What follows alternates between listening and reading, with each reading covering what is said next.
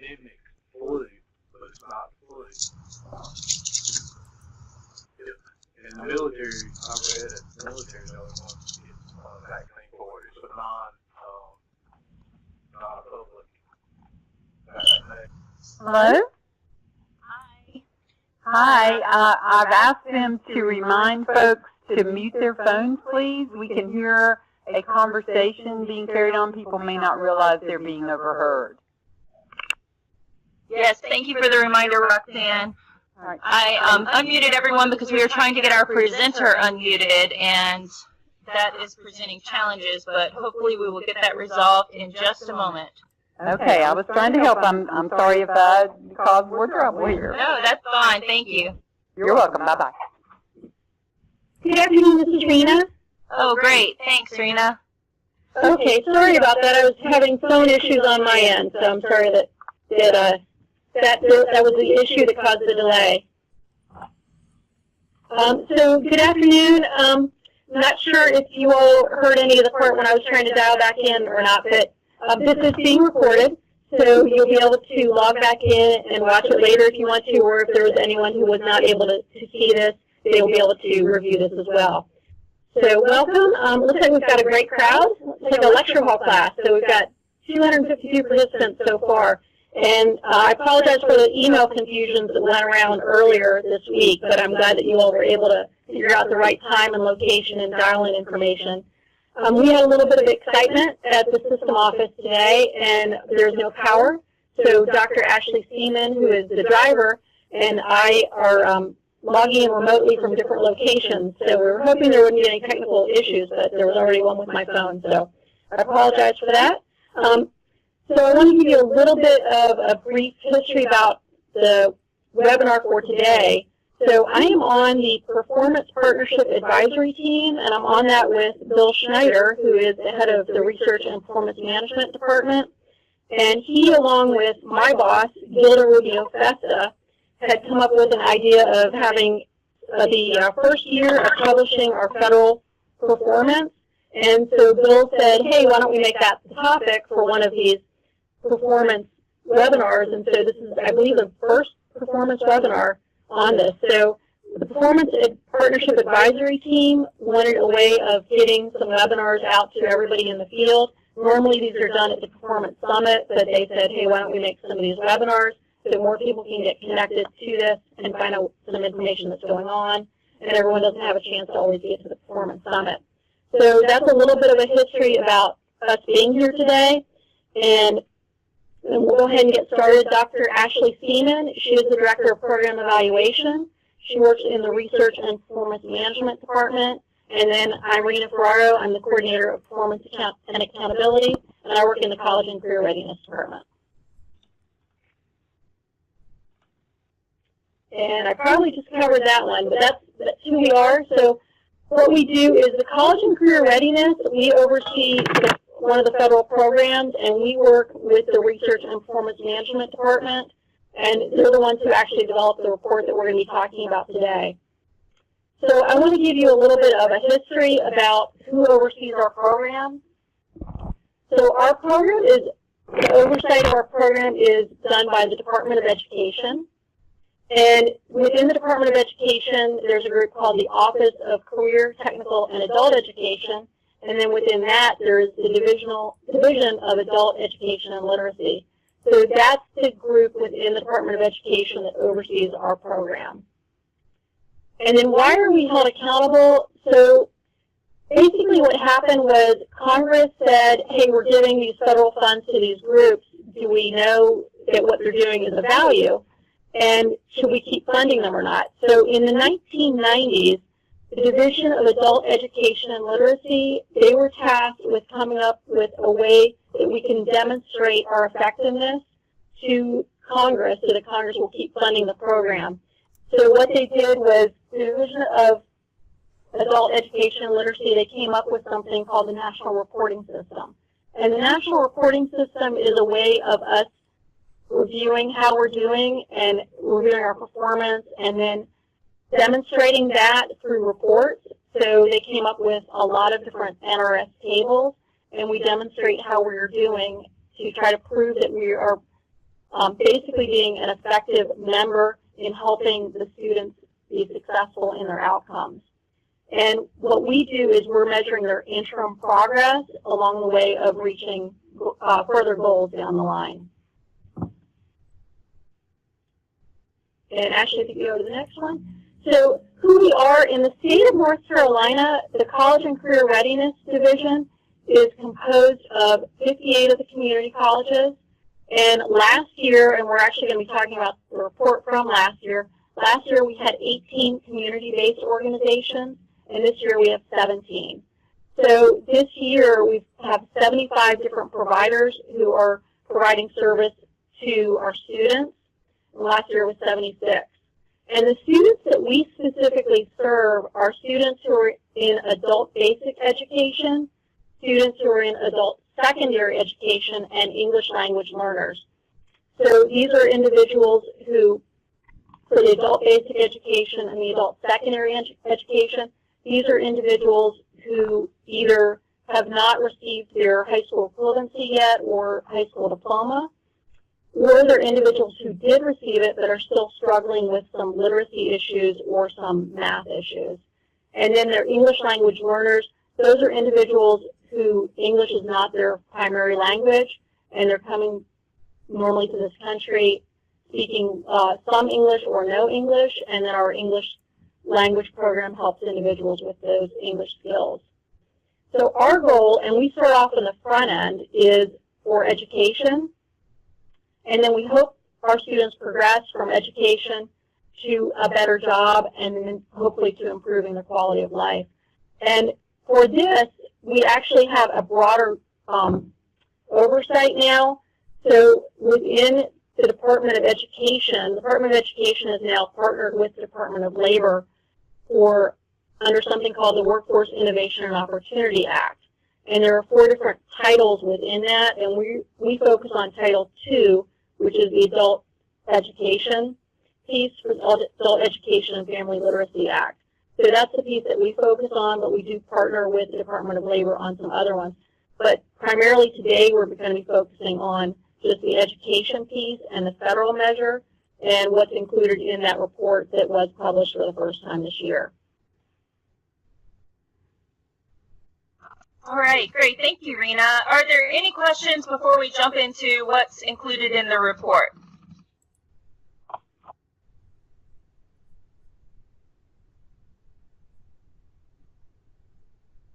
Let me make sure I don't have everyone muted. If you do have questions, if you want to just type them on the left side, and we will take those definitely at the end. We have built-in time for questions. So I will go ahead and get started just orienting you to our new report. As Rena said, this was the first year that our office, Research and Performance Management, has created a report like this, which is focused on the new federal measures related to measurable skills gains. That report can be found on our website. You can get to that by going to North Carolina Community College's website and searching Research and Analytics. And the same place where you find our performance measures, we also have a link to federal performance measures, and this report has been posted out there. Just a caveat, this is our first year of doing this report, and the report that is posted currently is reflective of the data and the measures that we submitted to the federal government back in the fall. We have continued to evaluate our methodology and work with our college partners to make adjustments as we've needed. So we know that several of you have been in working in collaboration with us, and we don't believe that the gains that are reported here are the ones that we have reported to the federal government, but we are continuing to make adjustments to our methodology, and those adjustments will be reflected in our next round of reporting. Okay, so for this report, we're going to focus on 3 areas today. One is the overall population that is served by educational functioning level. The second is a retention measure that looks at the number of students that are being served and those that reach the participant status. And then finally, we'll focus on measurable skills gains, which are the overall gains that are measured by the federal government. So when we start off looking at the overall population served, let me remind you again that our program year is July 1 to June 30th. So this is July 1, 2016 to June 30th, 2017 data that's being reflected in this report. And we evaluate our population by individuals served and by participants, so those who receive 12 hours of instruction. So once they hit that 12-hour threshold, they are moved into a participant category and then evaluated for gains. But we thought that it was important to look at this difference between individuals served and participants so we can see how effectively the colleges are serving all of their students and helping them achieve that participant status where they're more likely to then have gains. So what you can see here is a comparison. Throughout the report, we've broken up the data into adult, basic, and secondary education, which is our green boxes up top, and then English as a second language and the educational functioning levels associated with that, which are the blue boxes towards the bottom. As another orienting factor, this report also includes data from all of our service providers, community colleges, and CBOs. So we have not disaggregated the data presented here by community college and CBO. They are all together. So when you see data in this report is reflecting state-level service providers, because that is how we are required to report to the federal government. So what you can see in this chart is when you look at that state level data, there aren't significant differences between individual served and participant status. So it looks like we're doing pretty well with respect to retention.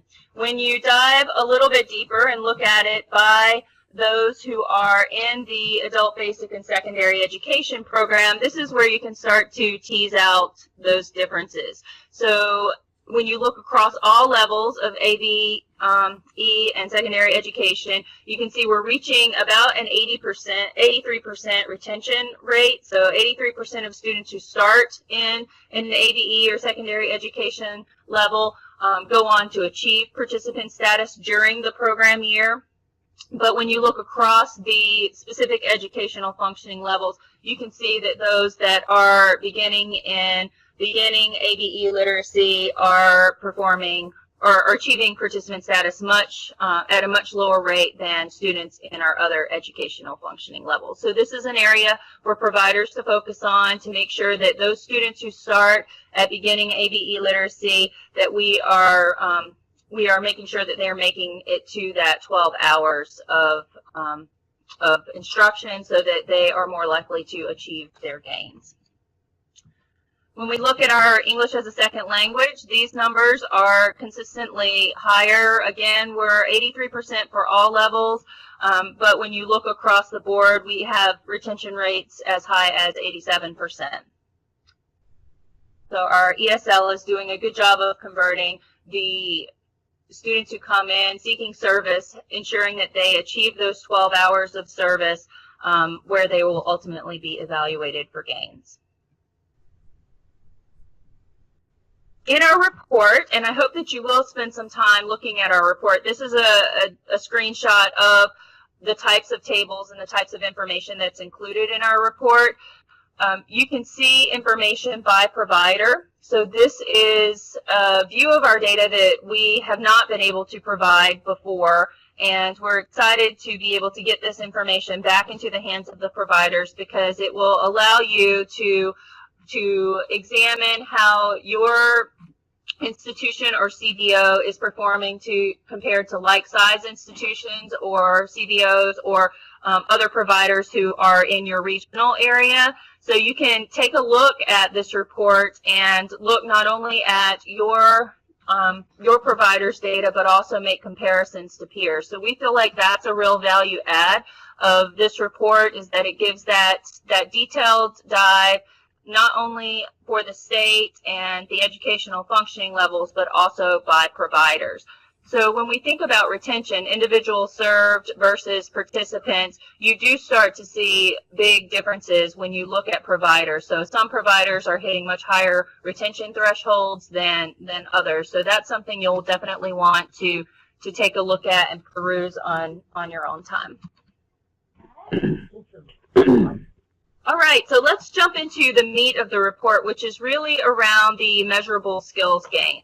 So as a state, there is a negotiated level of 36% for 2016-2017, and next year that is increasing by 38%. So this is saying that 36% of participants that are served by our basic skills program need to achieve at least one measurable skills gain during the program year. That is our state level target. There are 5 ways to earn a measurable skills gain in the program year. And this can get a little confusing, and it's important to get oriented to the language. So you can have an educational functioning level gain, which can be achieved by a pre or post test assessment. So students come into the program and are administered a pre-test and then achieve a gain by taking a post-test and scoring high enough to achieve a post-test gain. You can also achieve an educational functioning level gain by an adult high school credit. So students who are in our adult high school program have to hit a certain threshold of credits to be able to achieve a gain related to adult high school. And you can exit the program and enter post-secondary education. And we evaluate post-secondary entry by matching our student records to our National Student Clearinghouse records, where we look for subsequent enrollment after exit in any post-secondary institution. So those are all of our types of educational functioning level gains, which are also measurable skills gains. So educational functioning level gains are one type of measurable skills gains, and there are 3 ways to achieve an educational functioning level gain.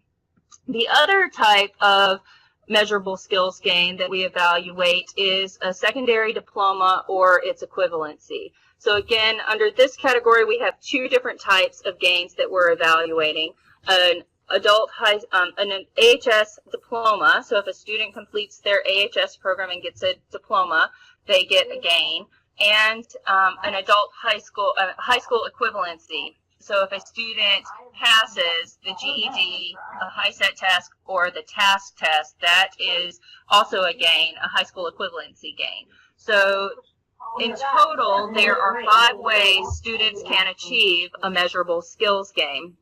And they can achieve those gains throughout the program year. And they can achieve multiple gains. So the way that we calculate these gains is this year we have looked at the gains in a ranking order of AHS grad first. If they achieved an AHS grad, they were given credit for that gain first, followed by a high school equivalency, followed by post-secondary enrollment, followed by the AHS credit, EFL gain, followed by the pre and post test. But what's important to note in that is that most of our students are achieving their gains by pre and post test, and that'll be evident in the data that I'm about to show you.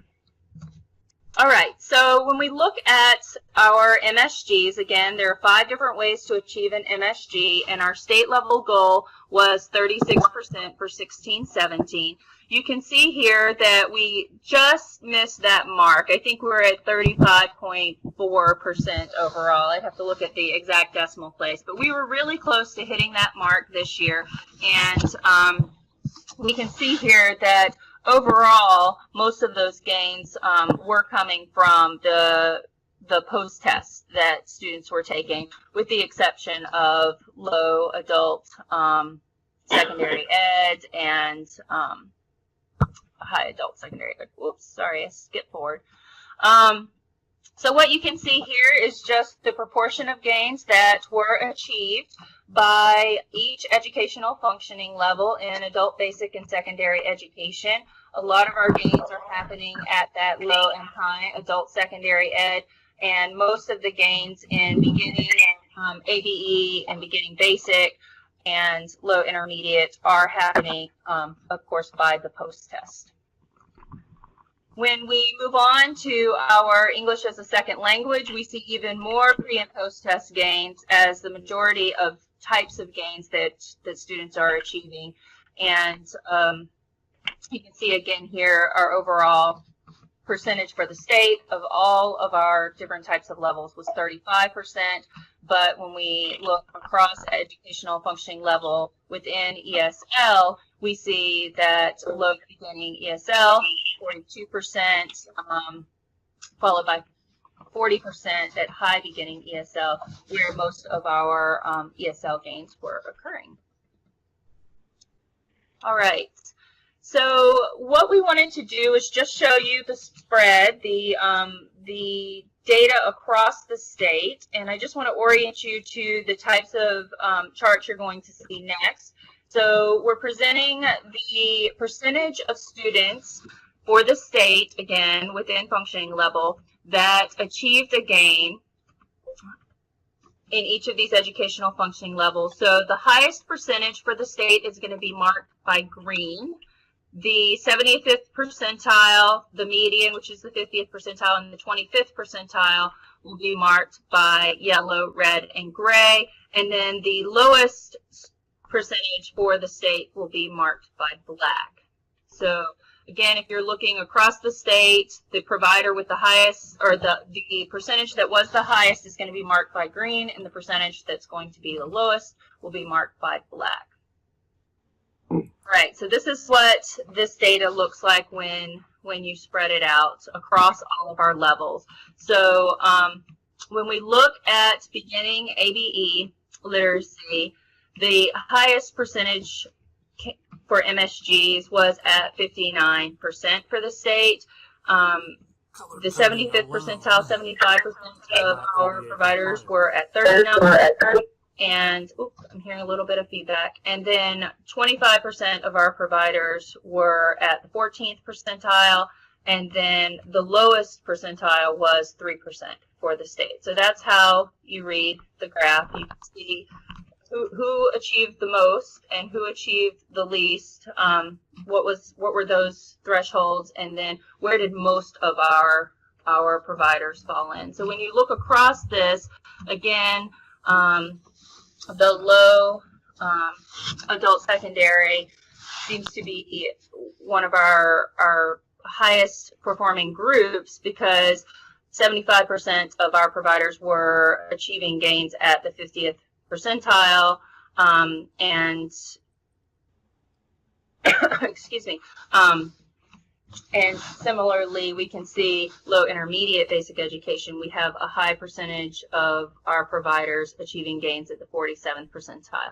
Again, referring back to our statewide benchmark being 38%. So that is suggesting that we are performing, most of our colleges and CBOs are performing well across ABEs, basic and secondary. Okay, when we look over at our ESL data, again, you can see the spread with 80%, with our highest provider achieving an 80 percentile gain in beginning ESL literacy.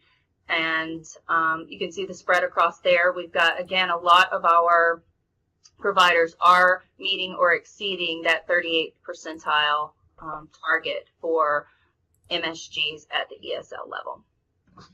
This is a lot of data to take in. It just gives you a good sense of how much of a spread there is across providers, and how we are doing in relationship to that 36 for 16-17, next year 38. So hopefully some of those who are falling below that 36th percentile will be able to make improvements, and those who are exceeding will continue to be performing well, so that overall our state average will go up and we'll be able to achieve that 38th percentile in MSGs for next year, or 38% of students achieving the gain.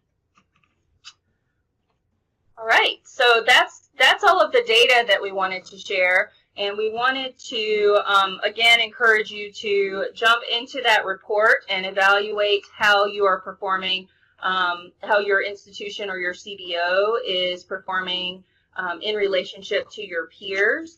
And we also wanted to build in some time for questions. We know that this new methodology is complex, and is new for everyone, including the research staff, including the providers. So we are happy to take questions and or feedback on how we can better present the data in the report or to the providers to help you improve your programs. So we'll pause and take questions, and I will send out these PowerPoint, this PowerPoint to the participants so that you can peruse those charts on your own time. So I'm looking over here in the side, and I think I've got everyone unmuted at this point. So if you have specific questions, let me know. Let's see here. So here is one question from Patricia Smith. To get the MSG by exiting and entering post-secondary, 1, do the students have to enroll by a certain time? And 2, do students have to complete a certain number of credits? And 3, does post-secondary include Con Ed programs? So those are all great questions. So let me try to dissect them one by one, and Rena, you can jump in as well. So to get the MSG by exiting and entering post-secondary, do the students have to enroll by a certain time?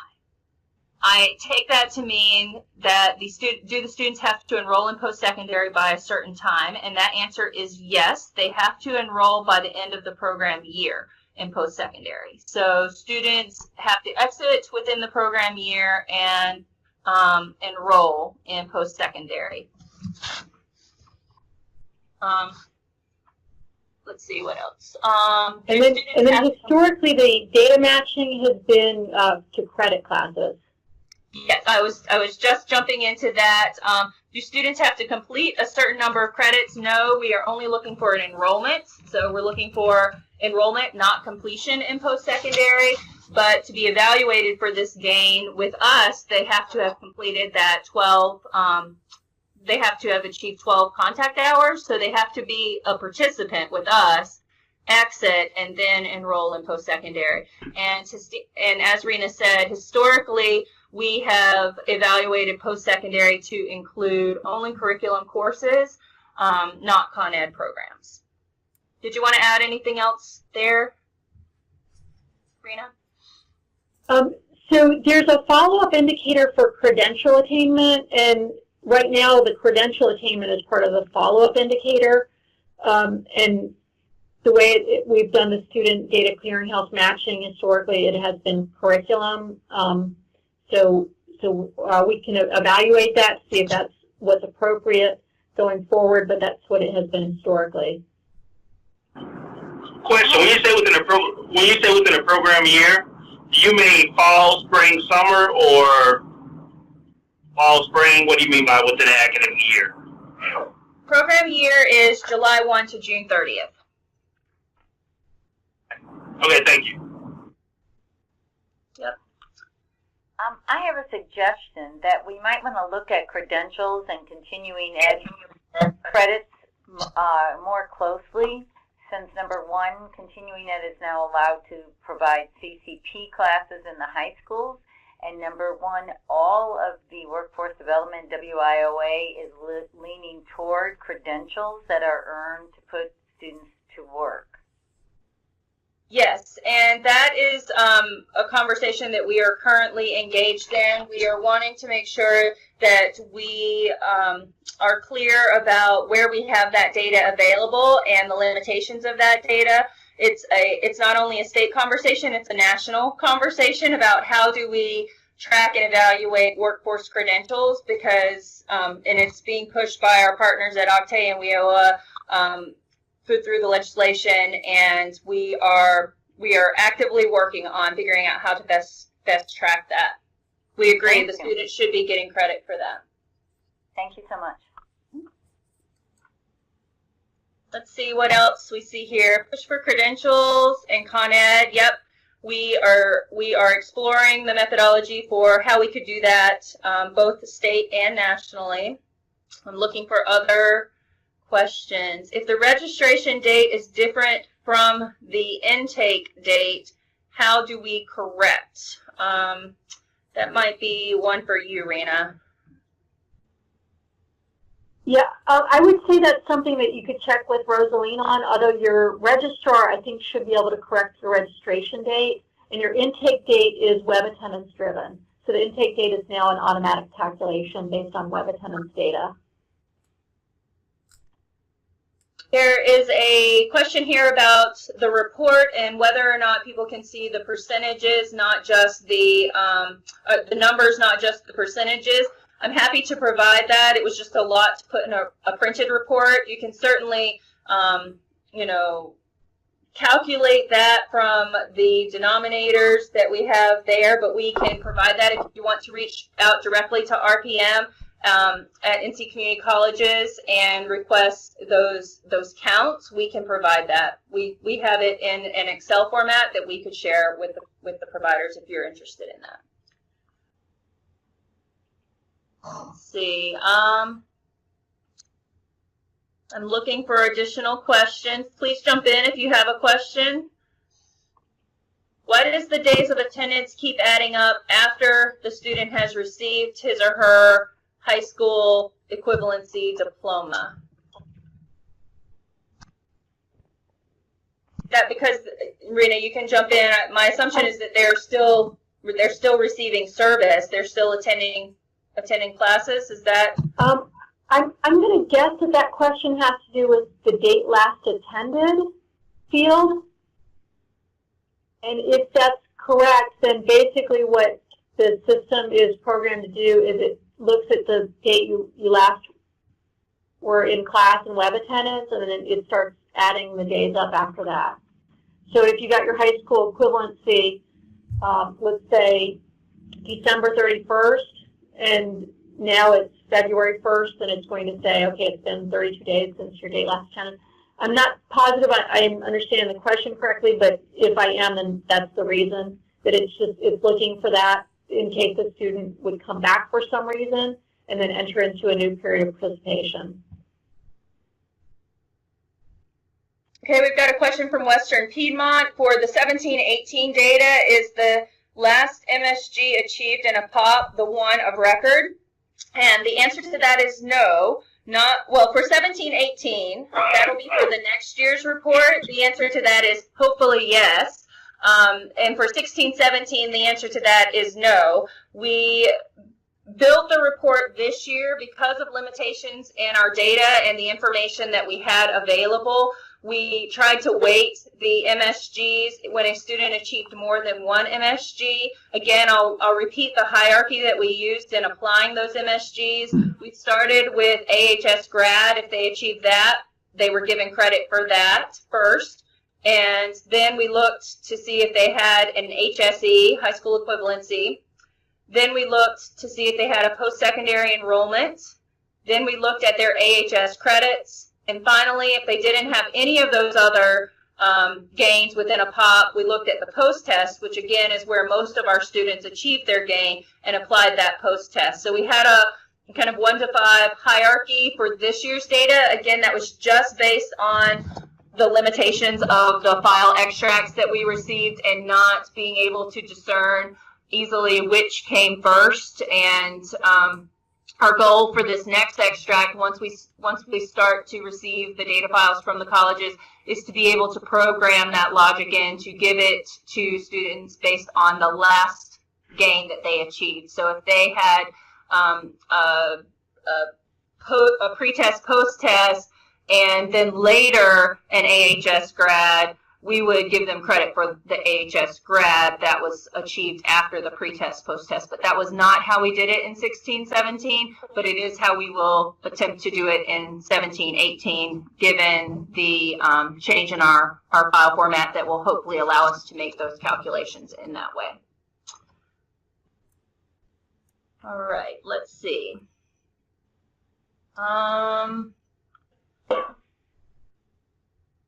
The report does not appear to contain data on employment like the desktop monitoring reports did. Is that correct?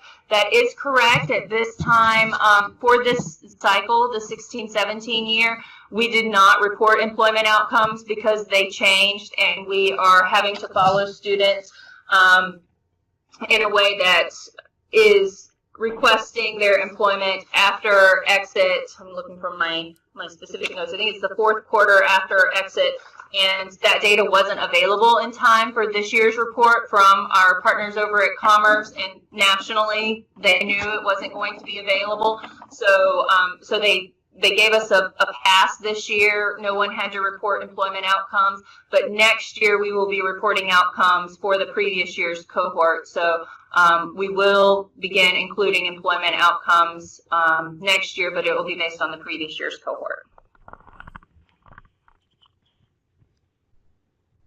Let's see.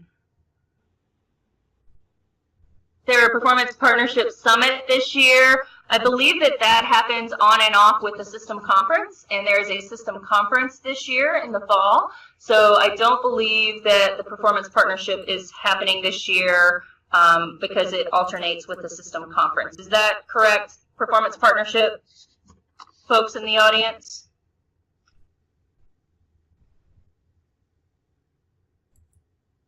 Doris, I don't know if you're still on the line, but does that sound correct to you?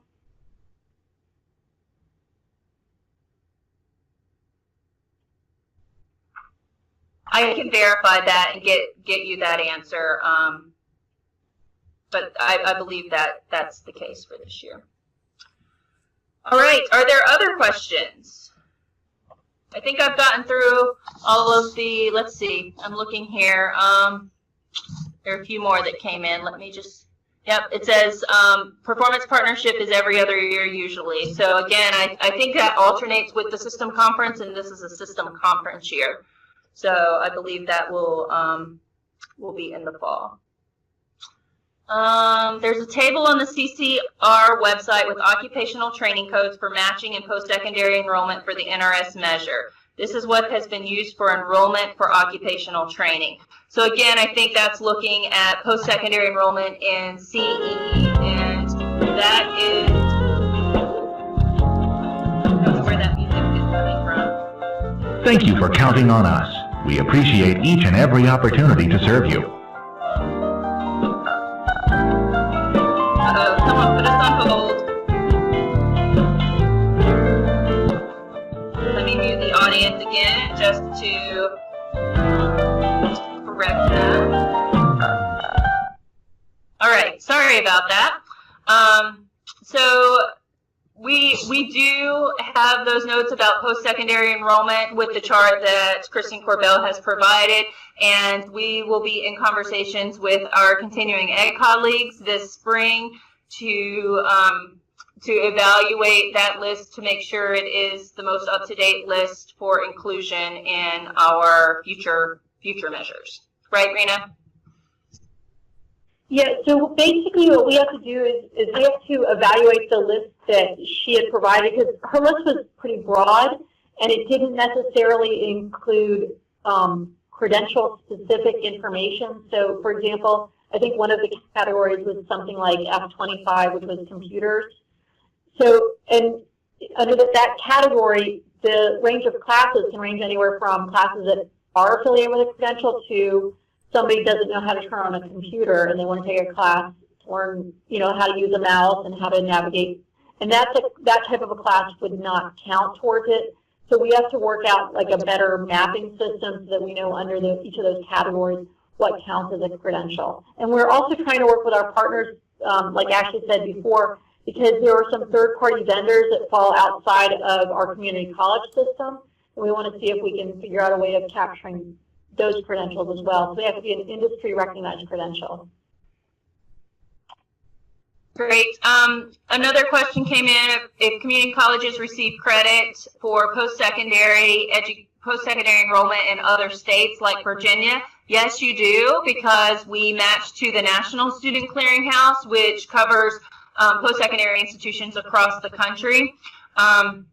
Where you might be thinking about is our employment data. Our employment data, unfortunately, at this time is currently limited to the North Carolina Department of Commerce, and it's also limited based on having good Social Security numbers for our students. So if a student is not providing a Social Security number, and getting employed out of state, those students are not going to be able to be picked up as having an employment gain or an employment outcome, achieving that employment outcome, but definitely we pick up out of state post-secondary enrollment via our matching with the National Student Clearinghouse.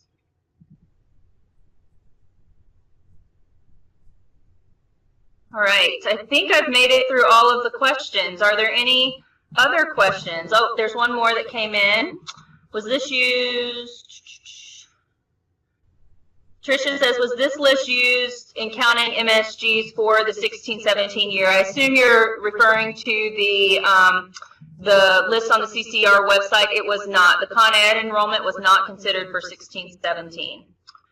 But we will be working with our partners to include whatever we can related to credentials and occupational training for 17-18. And then, does that mean that if our nurse aid, this is from Kim Hinton, does that mean that if our nurse aid program is offered through Con Ed, we will not get a match for enrollment? Correct. So for the 16-17, we did not match for Con Ed enrollment, and the National Student Clearinghouse also just focuses on curriculum enrollment. So that would not have been recorded as a post-secondary enrollment match for 16-17. But again, we will look at that for 17-18. Yes.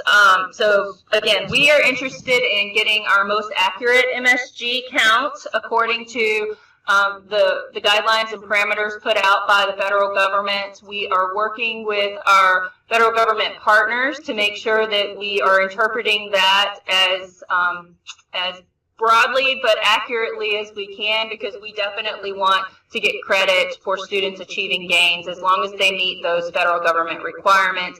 And again, with this being new, a lot of this is evolving in real time, and we are actively in these conversations to ensure that we can report this information according to those federal government requirements. So I hope that we will be able to zoom in on those Con Ed requirements that we can count for gains for 17-18, and hopefully soon we will also have a better way of tracking those credentials. Okay, we have an XLAR question, Rena. I have students showing up on my XLAR that have been graduated. Could this still be a glitch? This is relating to our new extract process, and I don't know the answer to that. Rena, if you wouldn't mind, if you could send an email to me, and I'll have our IT programmer who's working on the XLAR research that. That would be great. Thanks. All right. Any last questions?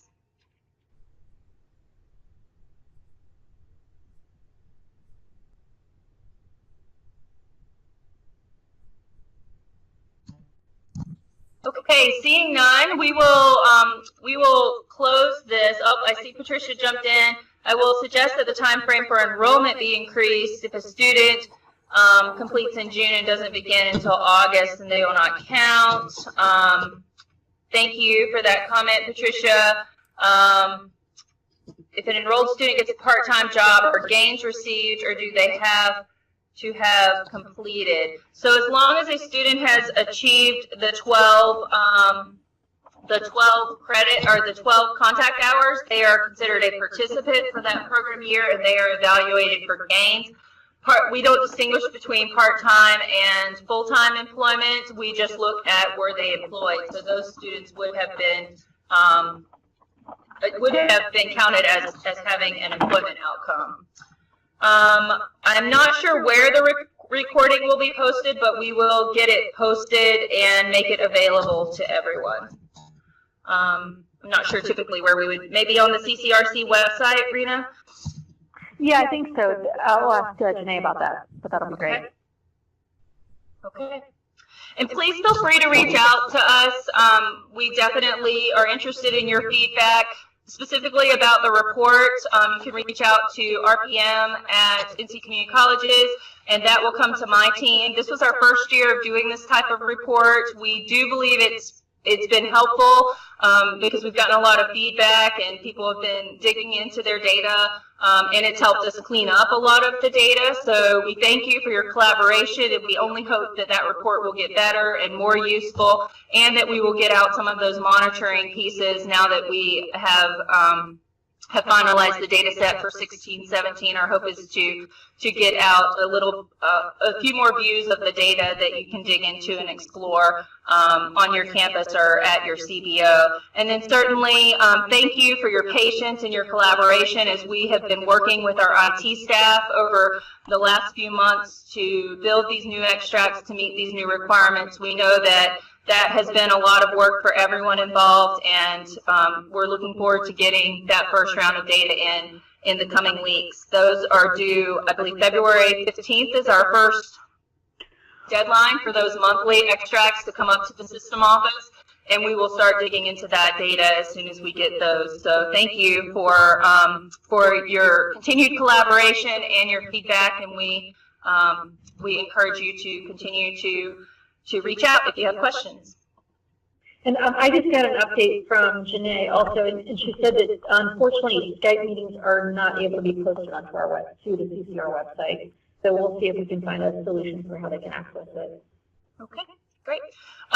That submission is due. The first monthly submission for Excel for the new extract is due February 15th. Some colleges I think have already submitted or begun to submit. I think it's available to everyone to begin submitting that file. And then the report is available on the website, the Research and Performance Management website. So if you look under the community college main website, analytics and reporting, the report that I referenced, which has all of the provider level information with breakouts by each of the educational functioning levels, that full report is available now on our website. Okay, thank you everyone. We appreciate your patience as we dealt with our technical difficulties today. We hope that this was informative, and we look forward to continued collaboration. Thanks, have a good day everyone.